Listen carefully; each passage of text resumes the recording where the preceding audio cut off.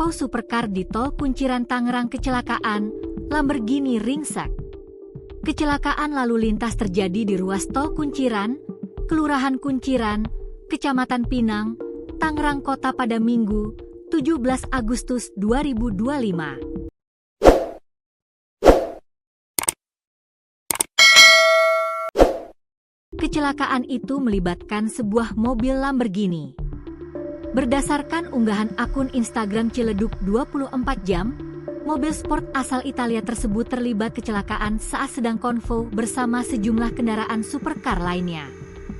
Konvoi supercar kecelakaan di Tol Kunciran, demikian keterangan dalam unggahan tersebut, dikutip kompas.com pada Senin, 18 Agustus 2025. Dalam rekaman video, tampak beberapa supercar berhenti di lajur kanan tol. Sejumlah orang tampak mengatur lalu lintas agar kendaraan lain tetap bisa melintas. Lamborghini berwarna putih yang kecelakaan itu pun mengalami kerusakan parah di bagian belakang. Mobil tersebut berhenti dalam posisi miring, menghadap pembatas jalan tol. Kecepatan tinggi.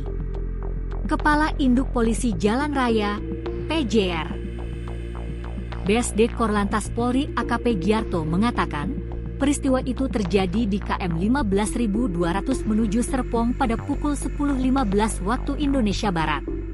Insiden bermula saat pengemudi Lamborghini berinisial S, 37, melaju dengan kecepatan tinggi dari arah Benda menuju Serpong.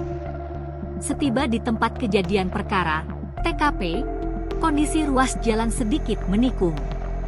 Sedangkan sopir disebut tidak bisa mengendalikan kendaraan.